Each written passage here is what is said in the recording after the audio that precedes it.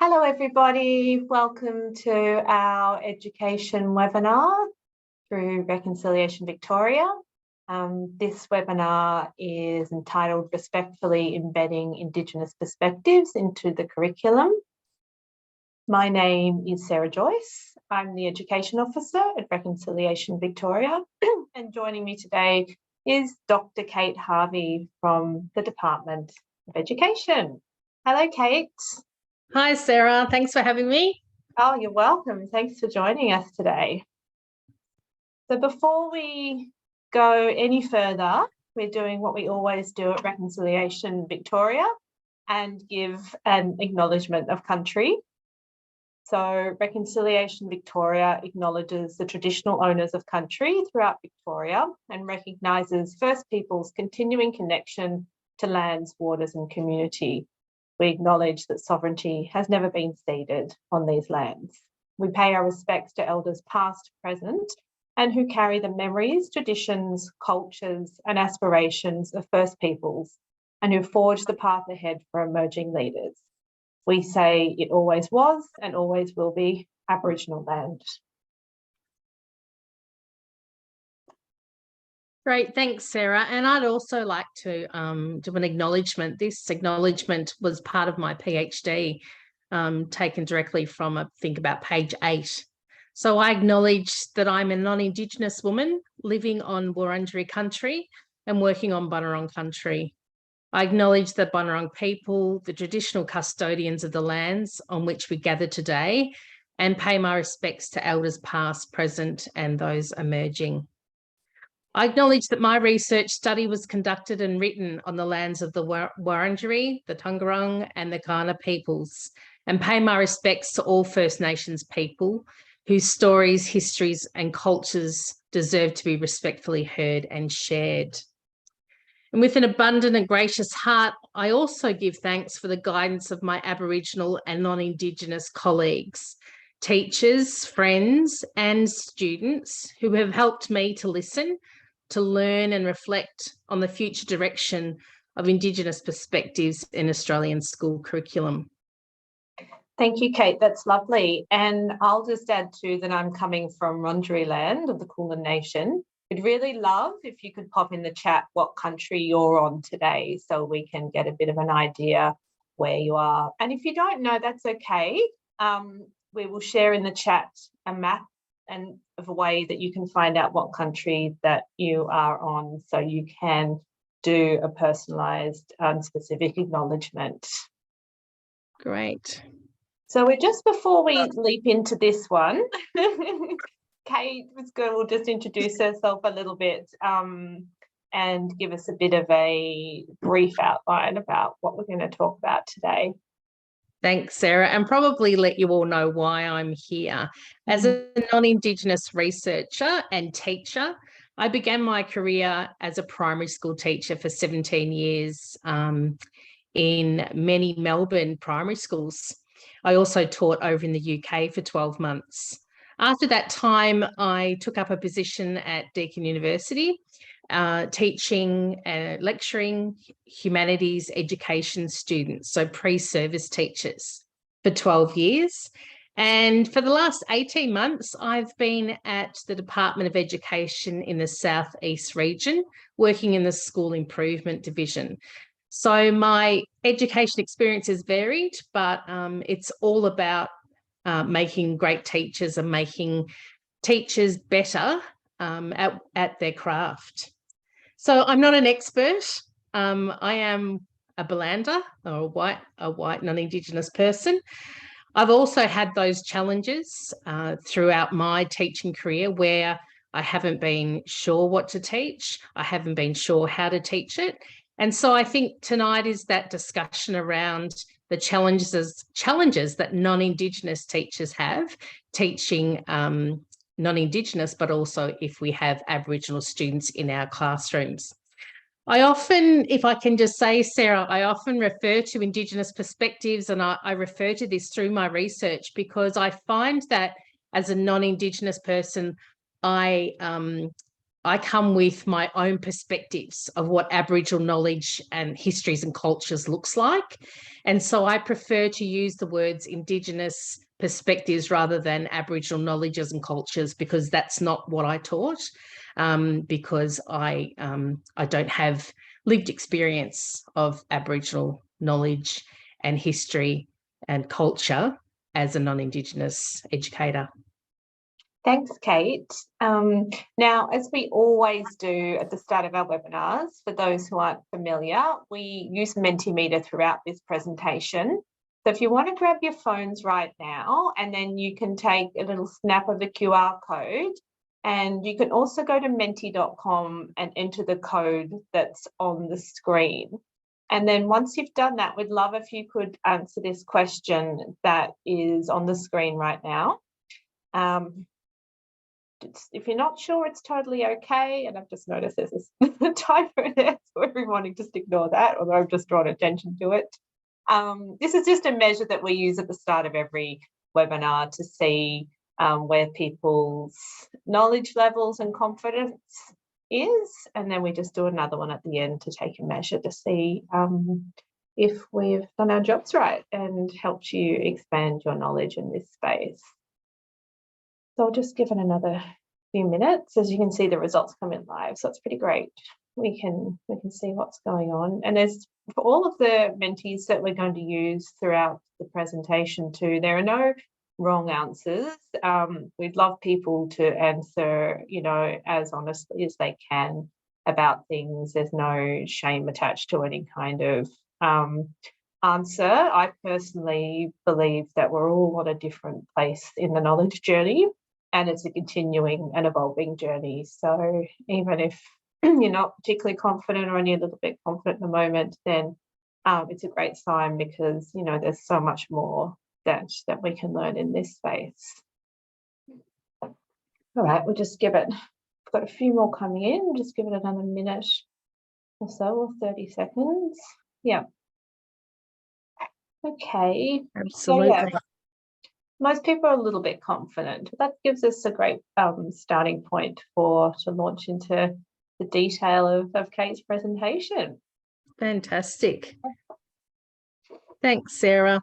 And today I'm going to look at 4 particular things. Again, I'm not an expert. I'm coming from a perspective of my own lived experience.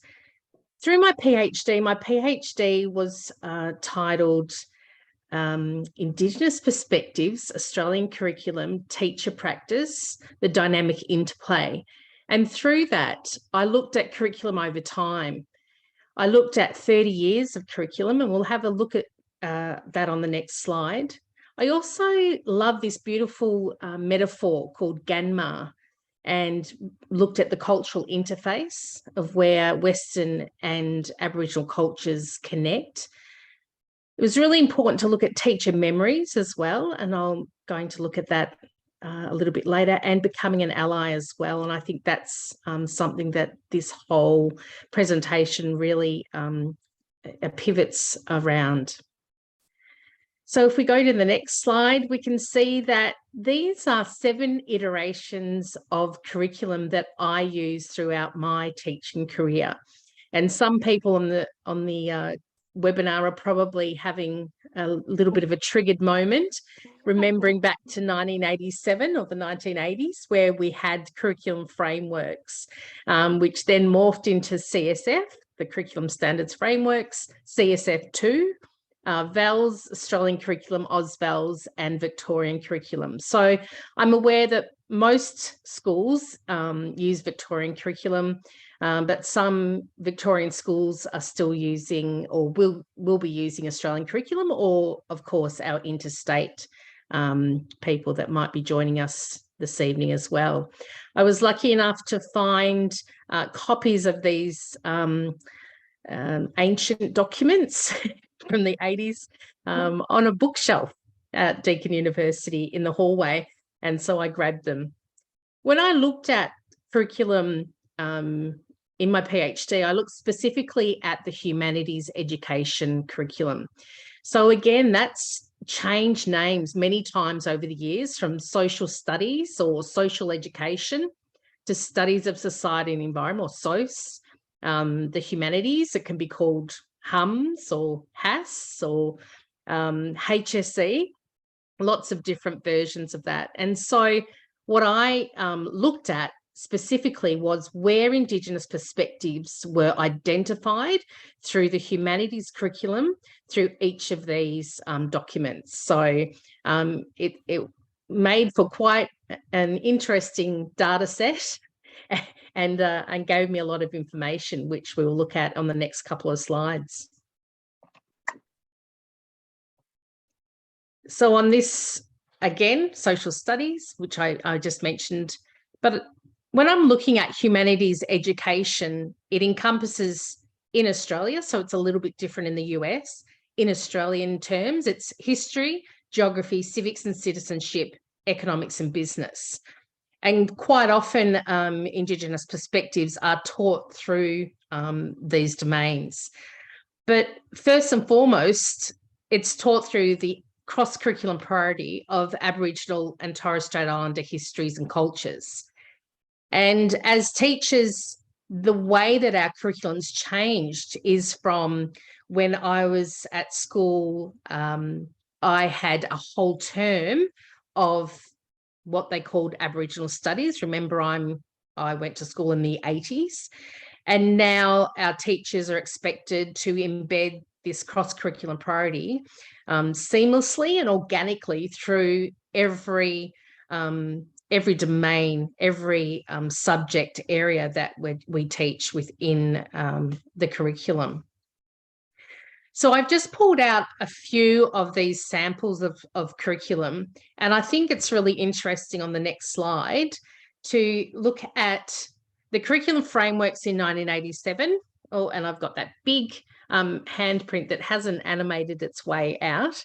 The curriculum frameworks, the Australian curriculum. Sarah, I wonder if you could just move that over to the side, please, for us. Thank you. No, not in the presentation. I'm so sorry, Kate. Oh, okay, that's all right. So I'll just work around it. That's fine.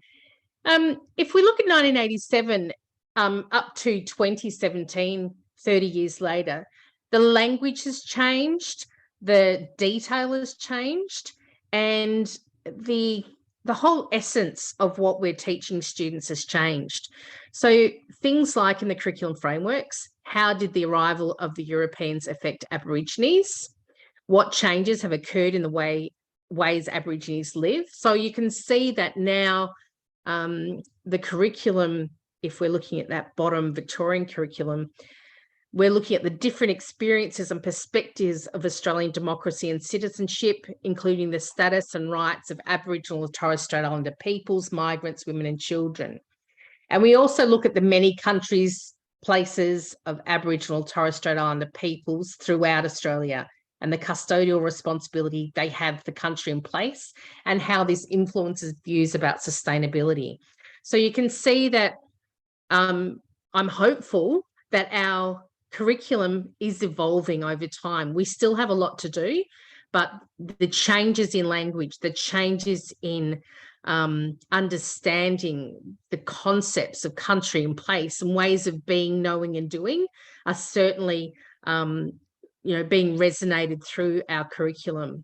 So let's hope the Victorian curriculum in 2024 or 2025, when the next iteration comes out, that it's an even bigger improvement.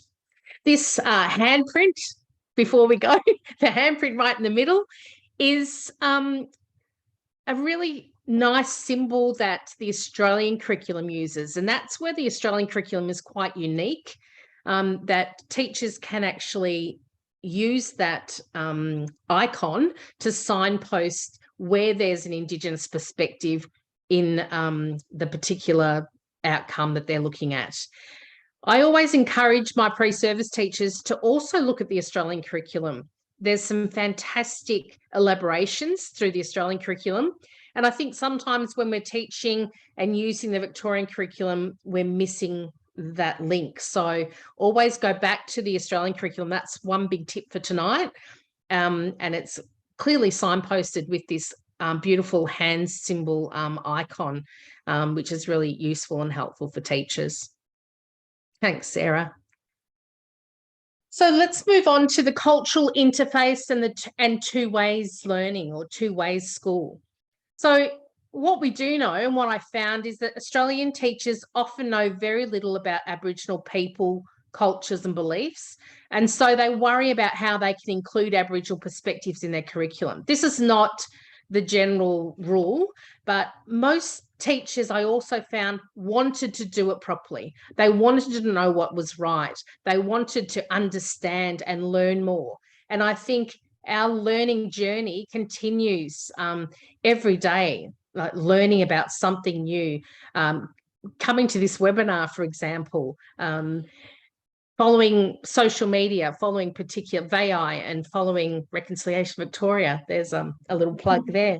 But really surrounding yourself with the knowledge that will help you in your teaching as well.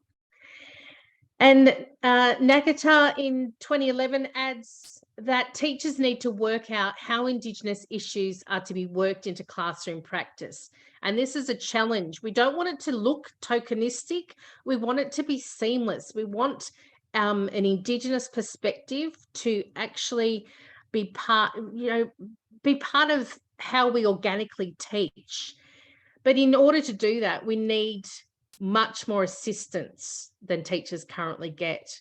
I don't have an answer for that. I wish everyone could get as much support as they need. But again, it's that learning journey that I think is vital in this situation. I really love this metaphor, and it's a Yolngu word called Ganma. And if you have a look at this beautiful image, Ganma is actually where fresh water and salt water mix or collide, if you like. And I really love this image. And I had this always at the forefront of my mind doing my PhD, because it's really important that the Western knowledge and the Aboriginal knowledges connect in the middle. And it's not always going to be great. Sometimes it's going to be brackish water. Sometimes it's going to be, this disruption of the salt and the fresh water mixing. But if we keep thinking about this concept of Ganma and use it to learn from each other and to have that reciprocity, so to learn and to understand in ways that, oh, thank you, there we go. To understand in ways that we can both learn from, then I think that's a really great thing for our curriculum. So here's Yunupingu reflection, I guess, on Ganma, which is a deep pool of brackish water. It's where the fresh and salt water are mixed. And the pool is a balance between two different natural patterns, the pattern of the tidal flow, so that's salt water moving in through the mangrove channels, and the pattern of the fresh water streams, varying in their flow across the wet and dry seasons. And for Yolngu Aboriginal people, brackish water is a source of inspiration. In each of the sources of flowing water, there's an ebb and a flow. And the deep pool of brackish water is a complex and dynamic balance. In the same ways, balance between black and white in Australia can be achieved. And I think if we keep that forefront of our mind, that it's complex and it's a dynamic balance, but we should be sharing with each other and working alongside each other to ensure that we have that Ganma in our teaching, in our curriculum, in our schools. Which brings us to our next Mentimeter, I think. Yes, it does. Yay. So everyone, once again, get your phones out. The QR code is on the screen, which you can click to get the Menti up on your mobiles, or if you prefer, you can go to menti.com and use the code, which is displayed there. This one is a strongly disagree to strongly agree. So you put your responses to these questions and do what immediately comes to your mind. Don't have to think like ridiculously deeply about it. We want sort of an immediate response, because if you do these things, you'll know. And if you don't, that's okay, because we're going to show and talk about ways you can do that later on in the webinar. Yeah, fantastic. And it's great to see these relationships and consultation with elders and community members. And a lot of that can't be rushed either. These relationships need to develop over time, and can be a great source of learning for everyone. Yeah, I think that's why we use the term foster, because deep, important relationships take time, and particularly given the historical context and contemporary space that we're in, a lot of trust is not there, rightfully so, with a lot of Aboriginal and Torres Strait Islander organisations. They're not open to you contacting them, but you need to approach with a level of respect and an understanding that bringing up and saying, hey, can you do all this for me, without them knowing who you are and why you want an organisational person to do it, won't necessarily have the best outcome for you. Yeah, absolutely. Lovely. I'll just give this a couple more seconds, but I think most people have probably given their input into that one. So thank you guys for that. Yeah, and this next one is about teacher memories. And through the yarning circles I had with your yarning interviews, or cup of tea interviews I had with my teachers, assistant principals and principals, both in Victoria and South Australia, these teacher memories kept coming up. And from a temporal perspective, or from that timely perspective, narratives are often expressed as memories from the past. And they offer us an opportunity to look back, but also to look forward. So in every memory, there's a sequence of that temporality. And temporality is really it just means the time, the beginning, the middle, and the end, as well as the before and after. But we place that memory quite often in a particular moment in time. The problem with teachers sometimes is that they remember a really great lesson and they reciprocate that, but they don't find out whether that is an appropriate type of lesson.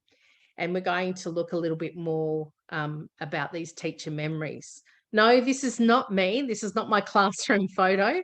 However, in 1980, I was in grade 3. And so I'm thinking about the memory that teachers have of their own school learning stays with them into their teaching careers. And that's certainly something I've seen in my pre-service teachers as well, that it becomes a temporal element of our knowledge. We have experienced that, and we thought it was great at the time. We learned something from it, and so we want to, share that lesson again. And so I think what I'd really like to explore in our next little Mentimeter is, what do you remember learning in school about Indigenous histories and perspectives? Now, this can be in primary school or in secondary school, and we're going to make a word cloud of all the things you remember learning in school about Indigenous histories and perspectives. This can be quite different, because if you remember, when we looked at our curriculum, there was a fairly watery kind of things in the 1980s that we're learning about. I expected to see nothing. Absolutely not a shock. We really did. Kate and I talked about this, because that's going to be the biggest word. My experience was nothing, or next to nothing. So yeah. If it is nothing, please write nothing, because it's not a reflection on you as a child what you were taught. It's we're just really interested to see sort of the difference in the markers between how people learnt in school to how things are shifting in the curriculum now. If you are having any trouble with the Menti at any time, also feel free to pop your answers in the chat too, because we can add that in. But we love the word cloud format. If anyone else wants to contribute to this one, that would be really great. I remember, Sarah, I think it was probably around that grade 3 or grade 4, we could go to the newsagent, the local newsagent, and get, I think it was a Leyland Brothers project kit.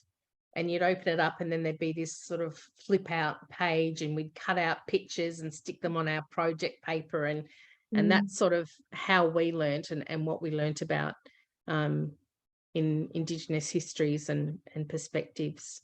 Mine is even less of a memory, and I don't know whether it's a filtered memory, but I really learnt, my only memory is teachers talking about, or the cover of the book, our history book, which was an Aboriginal man standing on a hill with a spear, seemingly welcoming the boats as they rocked up to what the British termed as terra nullius. So mine was even less than yours.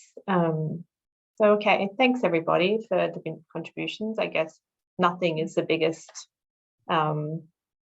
theme for that, which I guess is a lovely reflection and segue into what Kate is saying. And I think this one's not working. Okay. Just pop your answers in the chat if you can't get the Menti to work, or try scanning the QR code as well.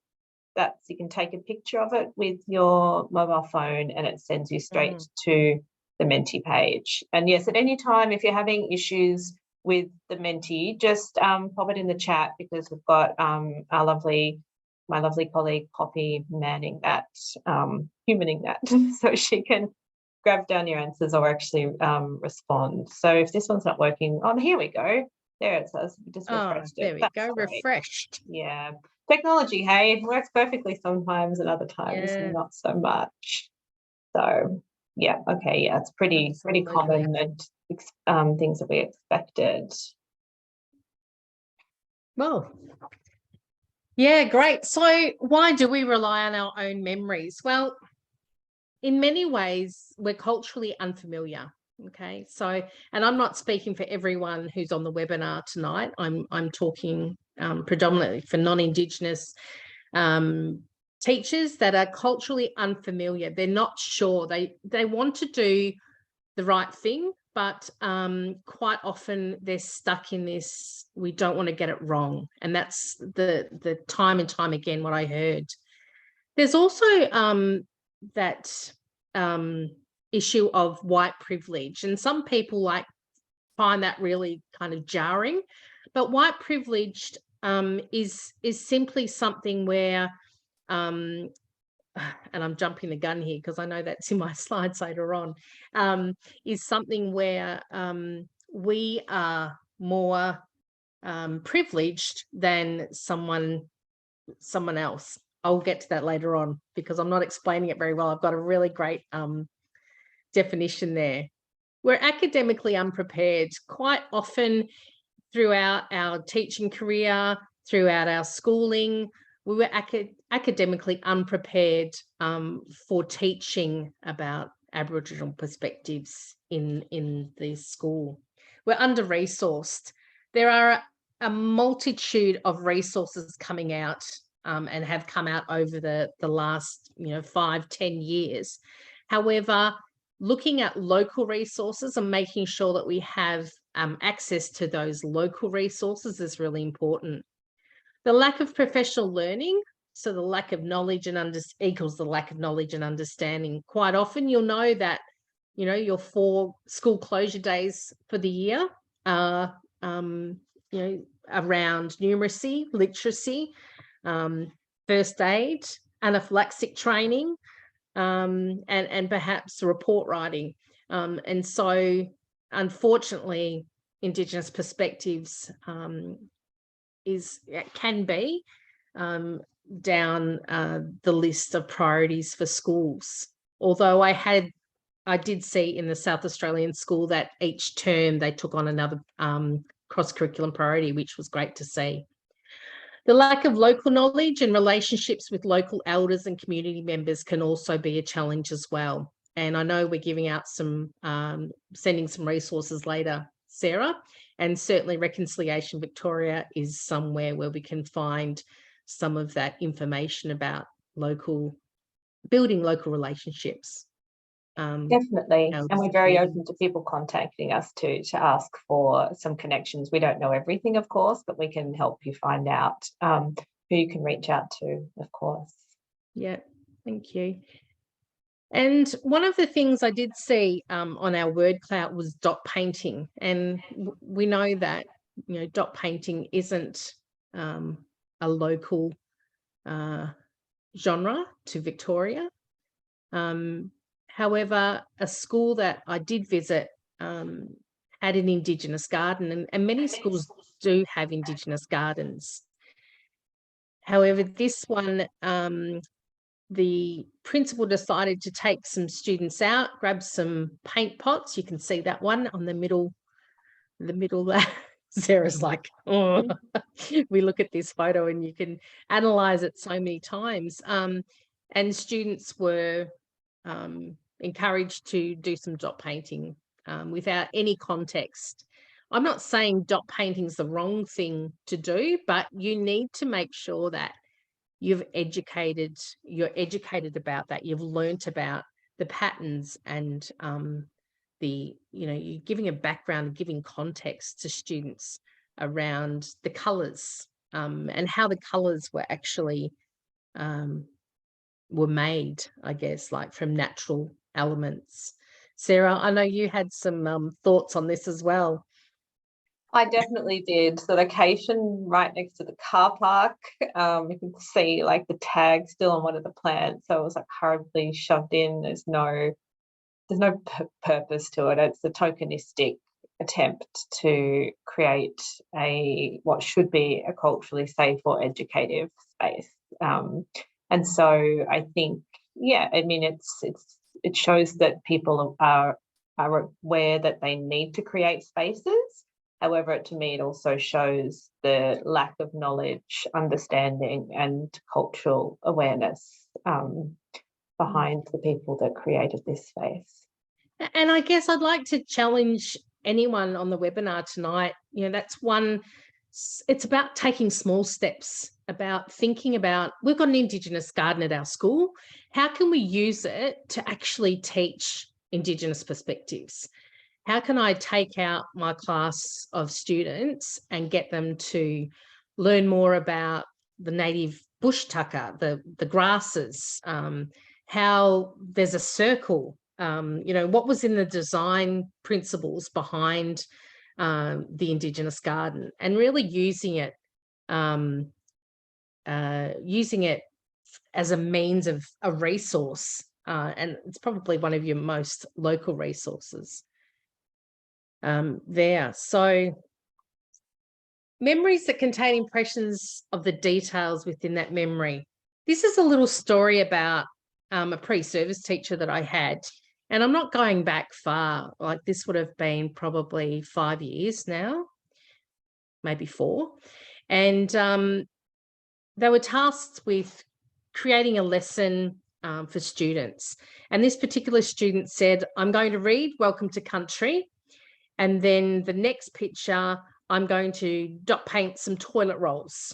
And as much as we're all like, we've seen that happen, we've seen it happen in classrooms, I stopped that student right there and I said, I want you to take this book, Welcome to Country. I want you to go and sit with it and read it 3 times and work through, what is the story telling you? What's the importance of the story? I think sometimes as teachers, we jump to, oh, this is what we do next. This is the easy option.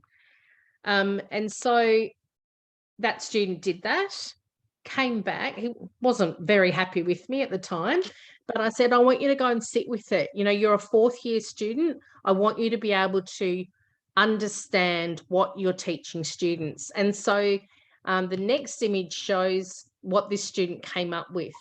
Came back to me and said, I get it. I get it now. Now, I'm not saying that this is the perfect lesson, but it's something that actually resonated more with the essence of the book, the Welcome to Country. And we've all seen this beautiful, beautiful book.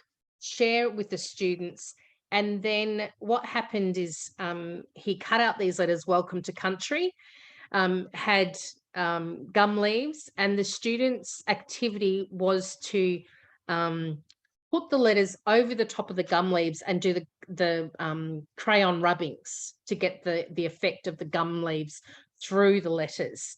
And then that was going to be the sign that they put up in their classroom. So if you look at the middle toilet rolls, dot painting, the colors, like we can just analyze that forever.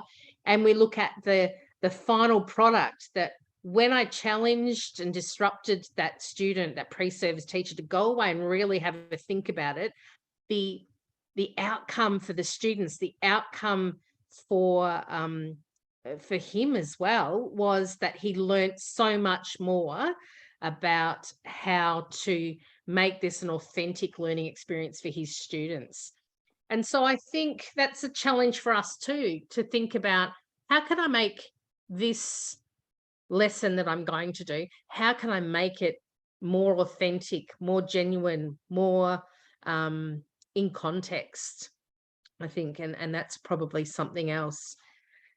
Are you an ally in your classroom? So an ally, as I was talking before, I was jumping ahead, is a member of a culturally privileged group who is aware of the struggles and oppressions of an oppressed group and who seeks systemic change. So you can be an ally, but now there's even further along, you can actually be an accomplice. So if you look up, being an ally or becoming an ally in your classroom, you can also be an accomplice, which is like really being part of the change and being part of different campaigns. But what I think this really resonates with me is I'm part of a bigger problem. But being an ally means that I also commit to becoming part of the solution. So to do this, I need to engage in the process of decolonizing my own biases, my own behaviors, my own lived experiences, my own white privilege, and my taken for granted assumptions. So every day, teachers, if you want to be an ally, you need to disrupt that process of decolonization in your own biases, in the thoughts that you have, in the behaviors that you have. And this is another model by Cull and others, the 4 aspects, or the 4 R's of becoming an ally. So part of being having the responsibility, having relevance, and having that reciprocity, sharing with others, working with elders, working with community members, having that Ganma in your classroom, in your school as well, and really taking that image away and thinking, how can I actually connect this in an authentic way? Another suggestion I have for that as well, because it's something we have here at Reconciliation Victoria, is we have a cultural library of resources that we compile specifically for staff knowledge gathering in this space, because even though we're working in a space where we probably have a bit more knowledge than some others, we're constantly aware that there are so many things that we don't know and that we can engage in deeper. So whenever any of us see a resource that's great, whether it's from a journal article or a book or a novella or something like this, we purchase it for the library. And that would be something I'd really encourage schools to do as well, because I know part of the problem, as Kate has stated too, but also I constantly get teachers asking me for assistance with resources. And whereas there are so many out there, it is hard to know where to go when you might have a smaller amount of knowledge and less time as well. So I think building up a resource library in your school that teachers can dip in and out of these types of books and have deeper learnings, not just learnings for specific lesson plans, because I think it's something this whole webinar series is really aimed at, is increasing the broad knowledge in this space, and that will enable teachers at all levels to teach much more confidently about specific topics. and as Kate said, to embed it much more naturally and organically throughout the curriculum. And I think when people don't have any knowledge, that's when you get things happening like the toilet roll paintings scenario, and also the Indigenous garden example that Kate gave before. What do you reckon, Kate? Yeah, absolutely. And I think, a lot of schools do cultural safety training for all of their staff, which is fantastic. But it's also an ongoing learning. We're lifelong learners. We have to and I find a lot of things on social media are great. And so supporting, as an ally, supporting things that I see on social media and campaigns that people are working on as well, projects to improve Aboriginal student outcomes. That's all part of being an ally and continuing our journey. And I think if you surround yourself with, as much as social media can be disruptive, if you can surround yourself with like-minded people, that can be a real bonus. Definitely. And just on the ally tip, I did mean to wear my allyship t-shirt today. It was in the bottom of the washing basket. So I will endeavour to do that for the next webinar, but it's a really lovely and quite simple way you can show your allyship and also create a conversation in your classrooms. Yeah. So Closing the Gaps, for example, have t-shirts that labelled ally friendly on their website, and obviously if you're mob, if you're Aboriginal and Torres Strait Islander person, you can wear any and whatever you like, but it's a lovely way of showing and sharing things with anyone that walks past you in the street or in a classroom. And I spoke at a school in Reconciliation Week from preps through to grade sixes, and I wore that t-shirt, and I could just see, particularly the preps in the front row, which is particularly gorgeous, reading every word of it. And I think it was the one that said always was, always will be, in the colours of the Aboriginal flag. So I think that would be a really lovely way, even through from the preschool teachers to primary to education, if you wear a t-shirt like that periodically.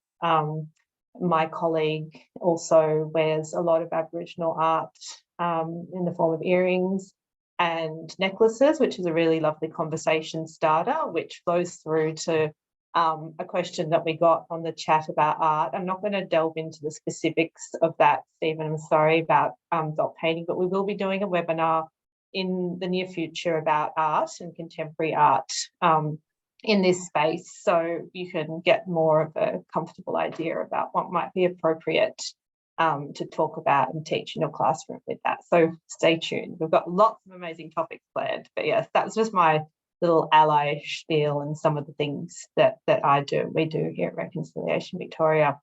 Anything else to add, Kate?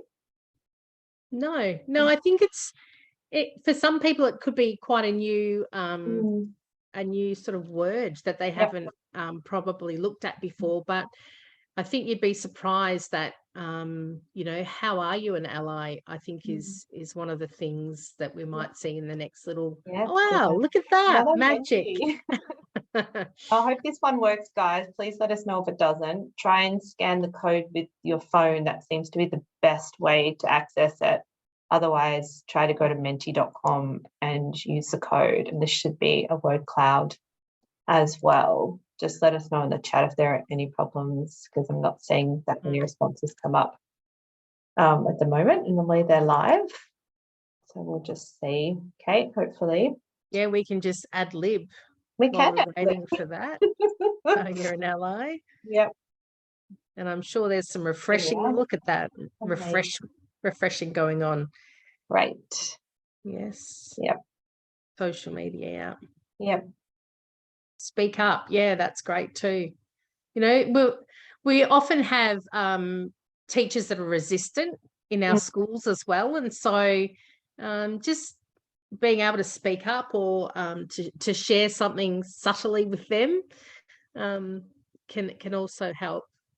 Even something as simple, if you hear a statement that you're really uncomfortable with and you don't know how to stop it turning into a full-blown professional conversation. A little thing I like to say is that I find that offensive. It's a me statement. It's not about them, but I'm letting them know at the same time that I don't like or I don't want to hear that type of conversation or comment. Yeah.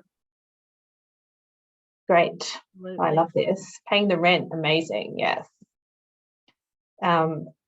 We might put the link to paying the rent in the chat so people who don't know about it can have a look, but it's basically a campaign that's based on the premise that we're living on unceded Aboriginal land, and that as non-Aboriginal and Torres Strait Islander people, we should contribute and pay the rent for occupying this land. So, oh, wow.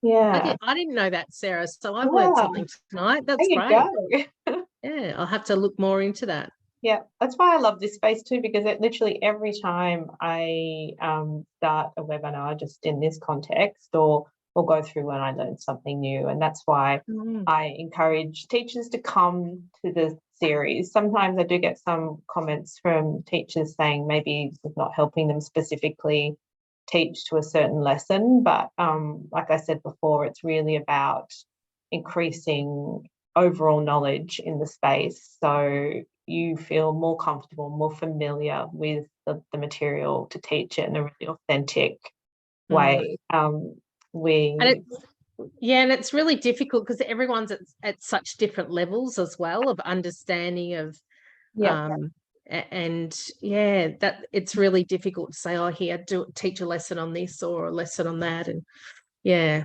Exactly. And we also are really aware that, teachers are really short on time. And so whereas we do really encourage people to go deeply, we don't think doing surface stuff is amazing, but we also know that sometimes you just have to start to build the knowledge in a slow and gradual way. And I'll reiterate what Kate said, I love social media for that.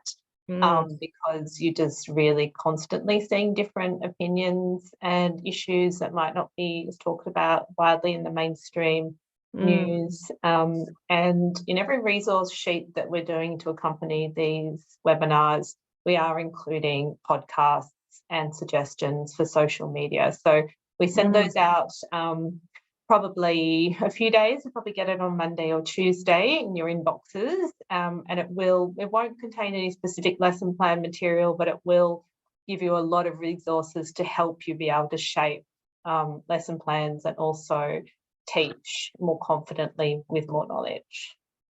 Yep. Someone's just said the recommendations for social media to follow, definitely Reconciliation Victoria, Reconciliation Australia. Yes. VI. Yep. That's another one. Love NITV as well. Yep. Common Ground is fantastic. Yep. They have actually a lot of teacher resources, so if you don't know about them, get familiar. They do have lesson plans on their website. And tonight the First Inventors starts at 7:30 on is it ABC or SBS? It's SBS, and it will SBS. be on demand as well. Yes. Yep. That's great as Indigenous well. is a fabulous one because it's an independent organisation run by First Nations people. So you get a lot of really fabulous writing on there on contemporary issues from solely a First Nations perspective. So I really love that. And Bex just added First Peoples Assembly. Definitely. Yep. Well, Follow them on social media. It's a great one. Europe Justice Commission. We had Brent from the Europe Justice Commission on doing our last webinar. So, and the more you know how social media works, I'm not going to teach you that. And the algorithms start giving you lots of suggestions. And so once you start following some, it just builds and builds. And we also share podcasts a lot on our resources. One I particularly like is Speaking Out with Larissa Barrett. It's a different topic each time in a conversation mode with First Nations guests. The latest one was on The Voice, Truth and Treaty. So if you're interested in the topic, we will be doing a webinar coming up as well. But we'd list podcast resources forever. So I guess just look out for our resource sheet and feel free to sort of also create a list within your school and share the resources that you find as well. Like create a little community of practice in your school. And that way, if a few teachers start to find out some things, then you can share those things collegially and start building up confidence and knowledge together. And certainly if you're in a government school in Victoria, you can get in touch with the career engagement workforce. So you'll have a KEM or a KESO or a KEC that work with First Nations students in your schools, and quite often you can build up a bit of a relationship with them, or talk to them about how you can support First Nations students' outcomes as well. Definitely. And in some areas, look, at CASOs cover a really big area in a lot of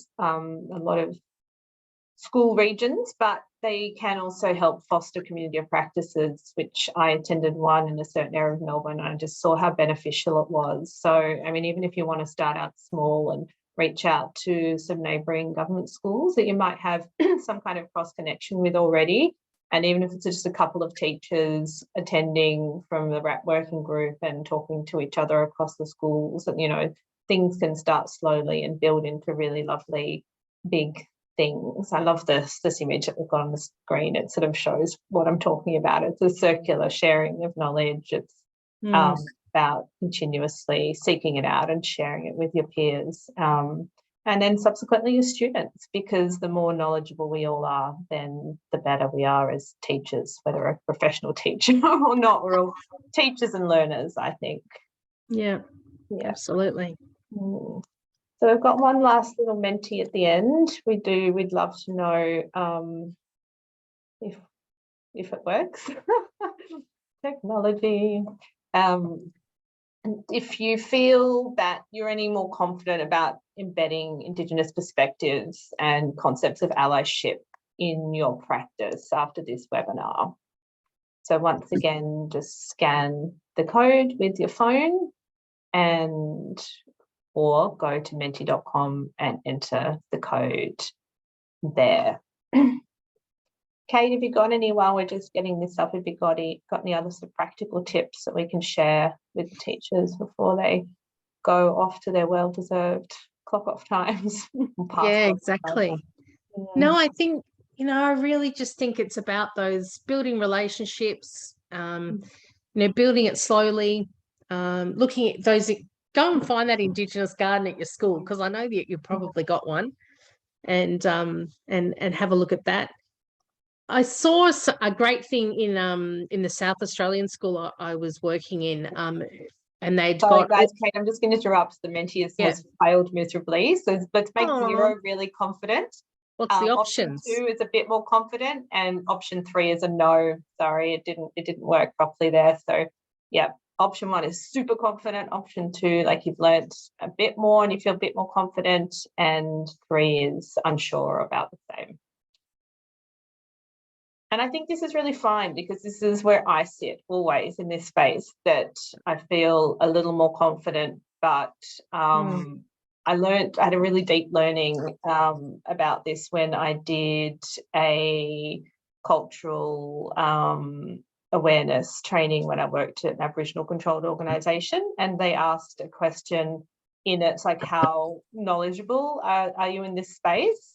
And a lot of people put a little bit or quite a lot. And then the presenter, who was a First Nations person, said, and just gave her own perspective. She's like, that's really interesting, but I feel like I know really not very much at all. But I grew up in the culture, and her perspective on it was that she didn't see it as a deficit. She saw it as a strength, because there was always opportunity to keep learning and growing and building upon your knowledge. So I just like to share that, because it can be a positive thing that we haven't increased it to maximum confidence, because I don't think any of us really have that in this space.